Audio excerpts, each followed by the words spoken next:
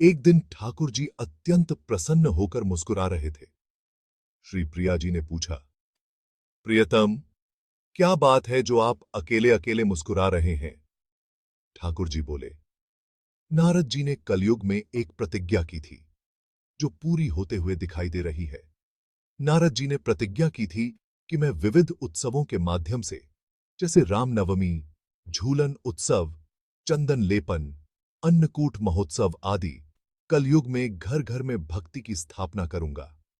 यदि मैंने ऐसा नहीं किया तो मैं श्रीहरि का दास नहीं। इस कराल कलिकाल में भी कितने जीव तीव्र गति से मेरे चरणों तक पहुंच रहे हैं। प्रिया जी ने कहा, आप तक पहुंचने का रास्ता तो आपने खोल दिया है। यदि कोई जीव सखी सहचरी बनकर निज महल की सेवा प्राप्त करना चाहे, उस मार्ग को तो आपने खोला ही नहीं, उसको आपने गुप्त ही रखा है।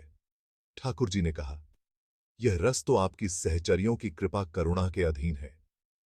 सहचरी अनुग्रह न करे तो मुझे भी श्रीमहल की टहल दुर्लभ है। जब श्री श्यामा श्याम में यह रसमयी वार्ता चल रही थी, उसी समय वहां श्री ललिता जी पधारी। एक साथ युगल की प्रेमपूर्ण दृष्टि ललिता जी पर पड़ी। ललिता जी ने कहा, आज आप दोनों बड़ी स्नेह भरी दृष्टि से मुझे निहार रहे हैं, इस दासी के लिए क्या आज्ञा है? युगल ने कहा, तुम एक अंश से पृथ्वी पर अवतार ग्रहण करो और महल टहल की प्राप्ति का अत्यंत दुर्लभ मार्ग खोलो। जन्म और दीक्षा। वृंदावन से आधे कोस दूर राजपुर गांव में सन 1537 विक्रम संवत को इनका जन्म हुआ था। इनके पिता का नाम श्री गंगाधर और माता का नाम श्री चित्रा देवी था। इनका मन संसार में बिल्कुल भी नहीं लगता था। श्री गुरुदेव आशुधीर जी सिद्ध महात्मा थे। उन्होंने बाल्यकाल में ही स्वामी हरिदास जी के पिता को बता दिया था कि यह बालक ललिता जी के अवतार हैं और समय आने पर यह भजन करने निकल पड़ेगा, तब इसको कोई रोकना टोकना नहीं। पिता ने एक दिन बालक हरिदास जी से अपने असली स्वरूप के दर्शन कराने का आग्रह किया। स्वामी हरिदास जी ने उनको साक्षात ललिता जी के रूप में दर्शन देकर कृतार्थ किया था। 25 वर्ष की अवस्था में एक विरक्त की भांति घर से निकलकर वृंदावन चले आए। वृंदावन के एक निम्बार्क संप्रदाय के संत श्री आशुधीर देवाचार्य जी से दीक्षा और विरक्त देश लेकर भजन करने लगे। श्री बांके बिहारी जी का प्राकट्य।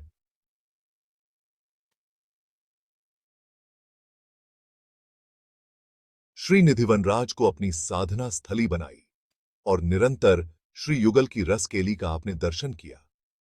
स्वामी जी जहां विराजते वहीं एक परम सुरम्य लता कुंज की ओर एकाग्र दृष्टि रखते थे। कभी उसकी ओर देखकर हंसते थे, कभी भाव में भरकर रोते थे, कभी लौट जाते। उसी लता कुंज की ओर देखकर राग भी गाते। उनके शिष्य श्री विट्ठल विपुल देव जी ने एक दिन पूछा, हे गुरुदेव, इस विशेष कुंज की ओर आपकी दृष्टि सदा रहती है और आप भाव विह्वल होते हैं, क्या इस कुंज में कोई विशेष बात है? स्वामी जी ने उन्हें दिव्य दृष्टि प्रदान की। उन्होंने देखा कि दिव्य रंग महल में एक रूप होकर श्यामा श्याम कुसुम सेज पर रस विलास कर रहे हैं। उस रूप को देखकर विट्ठल विपुल देव जी भाव विह्वल हो गए। उन्होंने स्वामी जी से प्रार्थना की कि इस स्वरूप का दर्शन हमें सर्वदा होता रहे। स्वामी जी ने गाकर श्यामा श्याम को पुकारा और देखते देखते एक प्रकाश पुंज प्रकट हुआ, जिसमें से श्री बांके बिहारी का श्री विग्रह बाहर आया। आज बांके बिहारी जी के मंदिर में इसी श्री विग्रह का दर्शन होता है। एक बार स्वामी जी ने शरद पूर्णिमा की पवित्र तिथि पर यमुना जी की दूसरी ओर मानसरोवर नामक स्थान पर अपने पूरे परिकर को महारास का दर्शन कराया। होली लीला। लाहौर में एक सेठ भक्त जी रहते थे, जिनका नाम था विज्ञानी जी। एक दिन विचरण करते करते एक ब्रजवासी महात्मा उनके घर आए। उनका नाम था श्री ऋषिकेश दास जी। सत्संग होने लगा। संत ने कि श्री वृंदावन श्यामा श्याम की नित्य लीला स्थली है। यहां पर निरंतर युगल लीला करते रहते हैं और रसिक जन उसका आस्वादन करते हैं। विज्ञानी जी ने पूछा, वृंदावन बिना किसी शंका के युगल की नित्य विहार स्थली है, परंतु प्रकट रूप में क्या कोई ऐसे संत इस समय विराजमान है जो उस नित्य विहार का खुली आंखों से निरंतर दर्शन करते हो? ऋषिकेश दास जी ने कहा, ब्रज तो रसिक संतों की खान है। कहां कहां किस कुंज में कौन कौन रसिक अपने को छिपाए बैठे हैं यह नहीं कहा जा सकता, परंतु मेरी दृष्टि में केस से एक संत ऐसे है। महान रासिकाचार्य श्री स्वामी हरिदास जी महाराज, उन्होंने ठाकुर श्री बांके बिहारी जी को प्रकट किया है। वे निधिवन में रहकर उनको बहुत लद्दाते हैं, नित्य 56 भोग धराते हैं और युगल श्री श्यामा श्याम के नित्य केली का आने नेत्रों से दर्शन करते रहते हैं। विज्ञानी जी ने पूछा कि क्या उन्हें स्वामी जी का दर्शन हो सकता है? संत ने कहा कि स्वामी जी का दर्शन करना अत्यंत कठिन है, पर तुम प्रेमी और सरल भक्त हो तो तुम्हें दर्शन हो जाएगा। विज्ञानी जी ने पूछा कि क्या स्वामी जी हमारी कुछ भेंट स्वीकार करेंगे? संत बोले कि वे धन, सोना, चांदी तो वे स्वीकार नहीं करते, परंतु दो चीजें वे ठाकुर सेवा के लिए स्वीकार करते हैं, सुगंध और राग। बिहारी जी के श्रृंगार के लिए सुगंधित पुष्प या इत्र अर्पण कर सकते हो, और गाना आता है तो ताल स्वर में कुछ सुनाकर बिहारी जी को रिझा सकते हो। विज्ञानी जी ने कहा कि गाना तो हमें आता नहीं, परंतु मैं सेवा में बढ़िया से बढ़िया इत्र अर्पण करूंगा।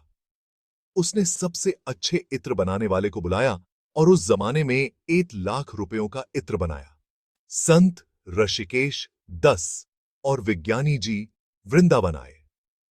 निधिवन जाकर बिहारी जी को साष्टांग प्रणाम किया और वहां उपस्थित सेवक से पूछा कि क्या मुझे स्वामी श्री हरिदास जी का दर्शन हो सकता है?